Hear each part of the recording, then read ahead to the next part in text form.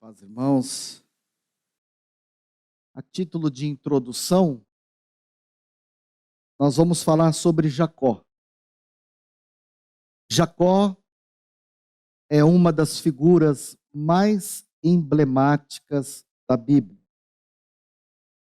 Você conhece a história de Jacó e sabe que ele foi escolhido por Deus quando ainda estava no ventre de sua mãe. E ele foi escolhido para ser o pai das 12 tribos de Israel. Quando olhamos para a história de Jacó, precisamos também destacar o fato de que ele cometeu um grande erro na sua vida. Verdade é, orientado pela sua mãe, ele acabou mentindo para o seu pai, Isaac. Ele não só mentiu para o seu pai, como ele também traiu o seu irmão Esaú. Nós falamos isso no domingo passado. E agora, 20 anos depois, ele está enfrentando um problema familiar com o seu sogro, com Labão, no qual ele vai tomar a decisão de fugir da casa do sogro. E sobre isso que eu quero falar com você. Porque a Bíblia também nos orienta que essa fuga, Deus estava por trás dessa fuga. É Deus que orienta Jacó a fugir da casa do seu sogro e voltar para a casa do seu pai, Isaac. E o porquê disso? Porque tinha alguns assuntos pendentes que ele precisava resolver com o seu irmão e com o seu pai. Diante disso, vale destacar aqui alguns pontos nessa saga de Jacó em relação à fuga dele da casa do seu sogro. E a primeira delas se encontra no versículo 1. Algo que chateou muito Jacó foram as acusações levianas feitas pelos filhos de Labão, ou seja, pelos seus cunhados, os seus próprios cunhados, deram início a um movimento de difamação de Jacó. O texto diz que ele ouvia os comentários dos seus cunhados, dos filhos de Labão. Labão era o sogro dele. E quais eram esses comentários? Do que eles falavam? Do que eles acusavam Jacó? Eles acusavam Jacó dele ter agido ilicitamente e roubado tudo que era de Labão, o seu sogro. Olha lá o que eles falavam. Esse Jacó, ele se apoderou de tudo que era do nosso pai. Então, os filhos de Labão estão falando uma inverdade pelas costas de Jacó. Porque tudo que Jacó conseguiu em vida foi com trabalho e honestidade. Então, essa mensagem tinha por caráter defamar e depreciar o Jacó perante o seu sogro. Não é fácil, você talvez já tenha passado por isso. Não é fácil você ter que lidar com acusações falsas a seu respeito. E isso machuca mais quando parte da própria família, do próprio lar, do próprio grau de parentesco. No caso aqui, são os cunhados de Jacó que estão disseminando essa mentira acerca de Jacó. Segundo lugar, o Jacó percebeu que essas notícias falsas, que essas acusações, que ele estava se apoderando dos bens de Jacó, ele percebeu que isso afetou a sua relação com o sogro, a ponto dele reparar que o rosto do seu sogro já não era um rosto favorável. Ou seja, já não conseguia mais trocar os olhares. Quando alguém está em pendência com você, ou quando você está devendo para alguém, ou quando há um atrito na relação, e que você já não consegue mais olhar no semblante dessa pessoa, isso demonstra que você está magoado, demonstra que você ficou ressentido, demonstra que você emocionalmente está doente. Então, eu tenho para mim que, devido aos comentários dos seus cunhados, de terem o acusado de enriquecimento, a desconfiança de Labão para com o seu genro proporcionou um relacionamento não mais saudável. Então nós estamos diante de uma família em que estão entrando em ruptura, em litígio, por causa de fofoca, por causa de inverdades. E aí o texto diz também, no verso de número 3, que diante desse cenário, Deus dá uma ordem a Jacó, e a ordem é: volte à terra dos seus pais. Ou seja, acabou o ciclo. Não tem mais como você conviver com essa família. Eles te depreciam, eles falam toda sorte de inverdades a seu respeito. Já não há mais como olhar um na cara do outro, o semblante de um está desfavorável. Então Deus ordena a Jacó: Jacó, você vai precisar sair e voltar para a terra dos seus pais. E Deus faz uma promessa para ele: se você sair, se você voltar para a casa dos seus pais, a promessa é: eu serei sua companhia, eu serei contigo.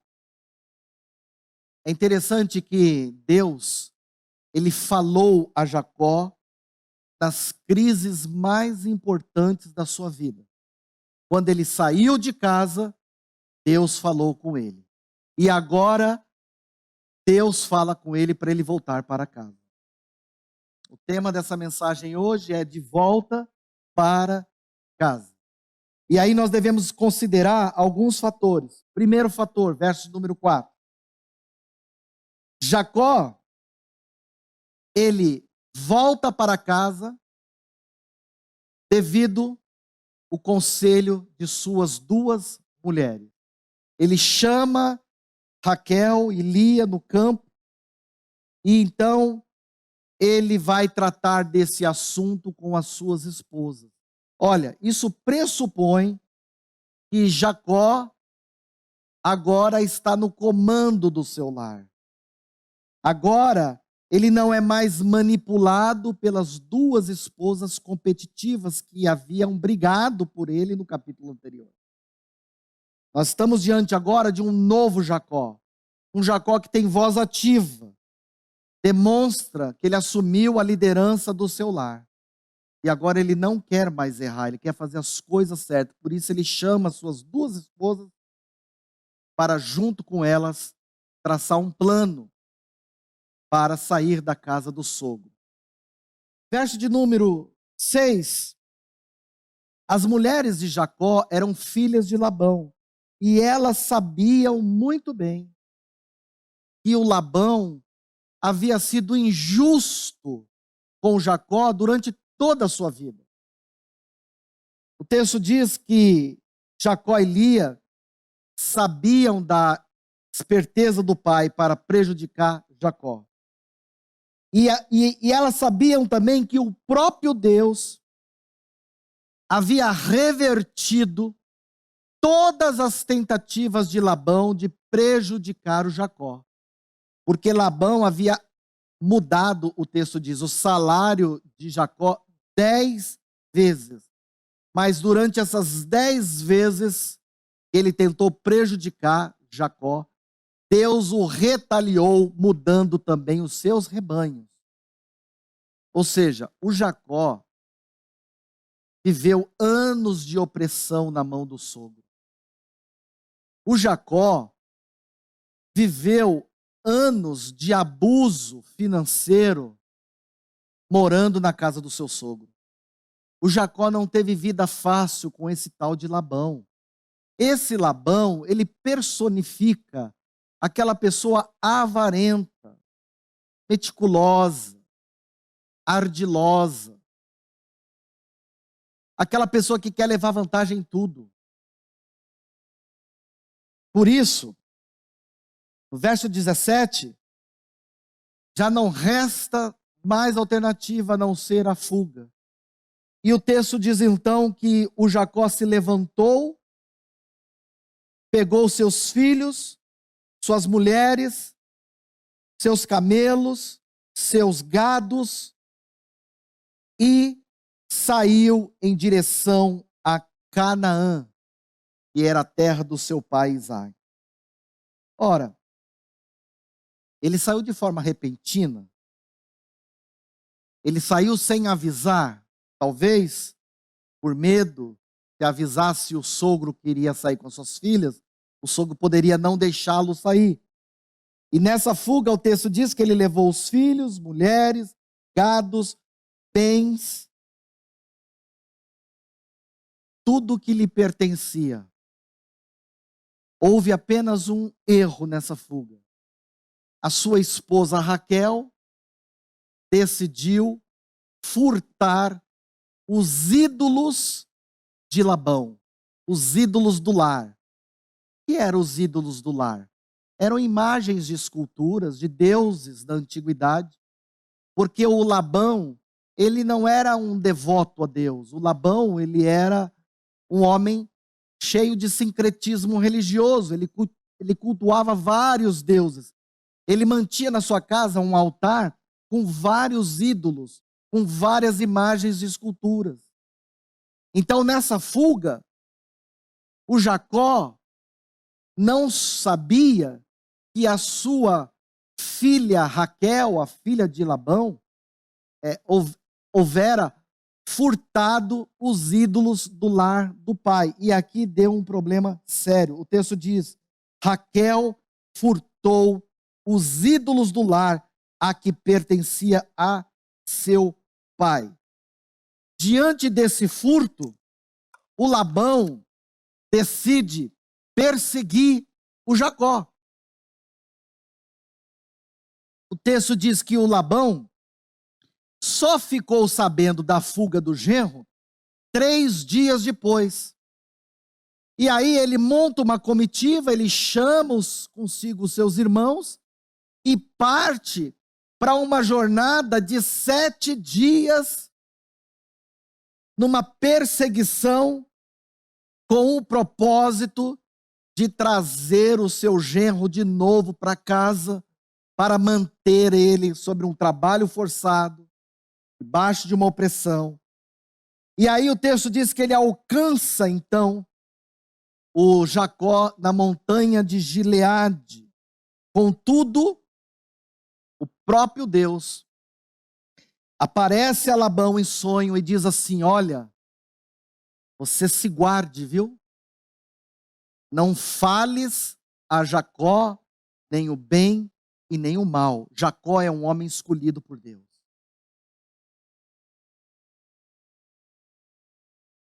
Jacó era um homem, foi escolhido dentro do ventre de sua mãe, para que Deus levasse as suas promessas à frente. Nessa jornada, o Labão, ele parte para querer matar o seu genro. Mas Deus aparece a ele e não deixa. E aí, então, quais foram os motivos da perseguição? A perseguição foi motivada por 3 motivos. O primeiro motivo, a perseguição se deu por um motivo material, porque agora acaba a fonte de riqueza. A pessoa que mais enriqueceu o Labão foi o Jacó. O Jacó, diz o texto no capítulo anterior, que todo o gado que foi colocado sobre o seu comando, ele fez prosperar. O Jacó foi um funcionário que levou a empresa do Labão para frente. Então agora o Labão está perseguindo esse genro porque ele quer prosperar. Ele é materialista e ele sabe que a fuga de Jacó traria prejuízos financeiros sobre sua vida. A segunda motivação, segunda razão, foi emocional. Por quê? Porque agora, com a fuga de Jacó, acaba a chance dele conviver com as suas filhas e com seus netos. O Labão é descrito nas Escrituras como um genro controlador. Ele quer manter a família debaixo do seu olhar. Ele não quer que os filhos sejam independentes. Ele quer que os filhos, os netos, tudo gire em torno dele. O terceiro motivo da perseguição é um motivo religioso. Por quê? Porque os seus deuses foram roubados. E agora ele parte para a ofensiva. Agora ele vai atrás de Jacó com o pensamento: se eu achar os meus ídolos na bagagem de Jacó, ele vai pagar caro por isso. Ele já está levando as minhas filhas, já está levando os meus netos, já está levando embora os gados, os camelos. Agora, levar os meus ídolos, levar as minhas idolatrias, mas eu vou pegar esse Jacó. E aí então, ele faz a primeira acusação a Labão. A primeira acusação de Labão a Jacó. E a acusação é o seguinte: olha, por que que você fugiu ocultamente? Por que que você não me deu a oportunidade de sequer se despedir das minhas filhas com alegria, com cântico, com tamboril, com harpa? Por que que você fugiu e não me permitiu sequer que eu beijasse os meus filhos e as minhas filhas? Aqui vem a acusação. Você está sendo insensato. Você está sendo irresponsável. Você está tendo uma fuga oculta. Você está me impedindo de ter uma despedida honrosa. A oportunidade de beijar as minhas filhas. Rapaz, quem você pensa que é? Não se sai de casa assim. Em resumo, o que Labão não havia feito em 20 anos de convívio, agora ele quer fazer na despedida. Agora ele quer beijar a filha. Agora ele quer abraçar os netos. Agora ele quer valorizar a família.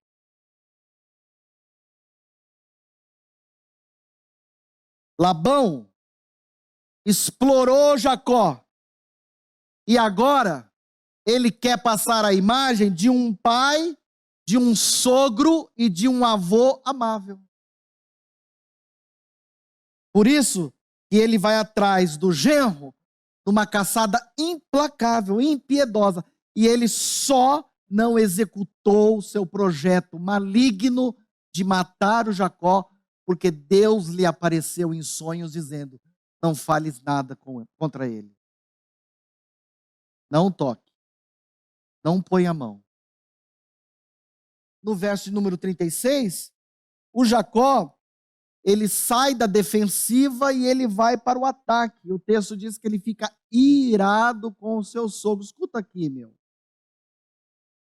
Pô, eu saí da sua casa, te servi por tantos anos, cuidei bem das suas filhas, dos seus netos, e você fica com essa ladainha que eu furtei os seus ídolos do lar. Não. Nessa discussão com o sogro, o texto diz que Jacó ele foi tomado de ira, ele ficou irado. Ele quer saber qual é o seu pecado, o porquê que o seu sogro está perseguindo ele tão furiosamente por tanto tempo. A caçada durou 7 dias, até que ele fosse encontrado nas montanhas de Gileade. E aí então, no verso de número 37, ele se defende, ele diz assim, olha, você já apalpou aqui todos os meus utensílios. Você já viu que eu não roubei nada, não levei nada da sua casa. 20 anos eu estive com você. Então, nenhuma das tuas cabras se perderam, nenhum dos seus carneiros se perdeu. Então, como é que você me acusa de roubar o que é seu? Então, Jacó, ele nada sabe do furto de Raquel. Por isso que ele defende a sua inocência, a sua integridade, e ele desafia o sogro, você pode entrar na minha casa e você pode procurar entre todos os meus utensílios se você encontrar alguma coisa que eu peguei sua. Olha como Jacó é contundente, né, meus irmãos? A sua paciência se esgotou. E aí então ele joga na cara do sogro dizendo assim, eu trabalhei para você 20 anos, trabalho escravo, eu fui injustiçado. Eu permaneci na sua casa 14 anos por uma filha e mais 6 anos por outra. E sabe o que você me fez? Você mudou 10 vezes o meu salário, ou seja, você não tem palavra, você não tem caráter. Você me prejudicou de todas as formas. E isso porque eu era seu genro. Essa atitude de Jacó nos ensina que explodir por qualquer coisa é ruim. Mas represar por muito tempo também é perigoso. Então ele falou, ponto final na história. Eu não te roubei, eu não tomei o que era seu, eu trabalhei para você, mesmo você não cumprindo com a tua palavra, mesmo você me prejudicando, mudando o meu salário, eu não deixava que uma ovelha tua fosse comida no campo sem que eu repousse. Então, no verso de número 42, tem mais. Se não fora o Deus do meu pai, o Deus do Abraão, o temor de Isaac, sabe o que ia acontecer? Você ia me despedir de mãos vazias, porque é da tua índole prejudicar o outro. É do teu caráter passar a perna no outro. Você pensa que me engana, Labão? Mas Deus atendeu ao meu sofrimento. Versículo 54. O que acontece quando uma reconciliação é firmada? Olha o que acontece. Ofereceu Jacó um sacrifício na montanha. Primeiro resultado, o perdão vence o ódio. Quando nos reconciliamos, quando firmamos uma aliança de paz, não há espaço mais para o ódio no nosso coração. Toda aquela raiva, aquela perseguição, aquela ira que estava no coração de Jacó por ver o seu sogro te perseguindo, agora ele oferece um sacrifício, chama o sogro na montanha. Nós vamos então sentar e celebrar. Não há mais mágoa, nem ódio, nem rancor no meu coração. Você é meu sogro, eu sou seu genro, nós somos filhos do mesmo Deus. Não há razão para nós ficarmos brigando. Segundo resultado, há motivo para festa e comunhão. O texto diz que eles comeram o pão e passaram a noite toda na montanha. Agora não há mais risco. Agora não há mais possibilidade de morte. Agora não há mais nenhuma tentativa de querer prejudicar o genro. Terceiro resultado da aliança, houve renovação de afetos. O texto diz que o Labão se levantou dessa comunhão, nessa madrugada, e o que ele fez? Beijou seus filhos, beijou as suas filhas e abençoou Jacó. Pode ir, meu filho. Você não roubou nada que era meu. Pode levar, os jumentos te pertencem, os camelos te pertencem, o gado te pertence. As minhas filhas são suas por direito, você trabalhou e pagou o dote por elas. Agora eu só quero poder dar um beijo e despedi-los em paz. Vou fazer a coisa certa.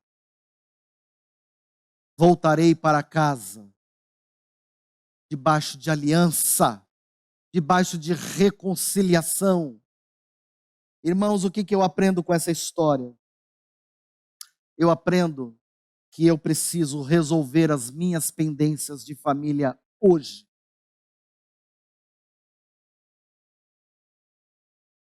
Não posso protelar, não posso procrastinar, não posso adiar. Tem problema na família? Toda família tem. Resolva as pendências hoje. O Jacó, num determinado momento, estava sendo perseguido, estava debaixo de um conflito, correndo risco de morte, mas ele foi corajoso. Ele aceitou a reconciliação, ele pôs um ponto final na história. Segundo, eu aprendo que nós devemos promover a paz, porque nós só temos uma família. É claro que há reconciliações que não depende só de você. Depende também da outra pessoa. E às vezes a outra pessoa não quer se reconciliar, o coração está duro, ou ele ou ela não encontraram ainda luz suficiente para caminhar em direção a isso. O coração está fechado, tal. Mas no que depender de você, você deve buscar se reconciliar. Porque o crente que é reconciliado por Jesus na cruz com o Pai, não pode negar a reconciliação para o outro. Assim como Jesus nos reconciliou, nós também devemos ser agentes de reconciliação. Deixa Deus entrar na tua vida, como entrou na vida de Jacó. Jacó teve um início ruim, mas teve um fim bom. Todo mundo tem desavenças, todo mundo passa, como eu disse, não há famílias perfeitas. Mas há famílias regeneradas pelo Cristo.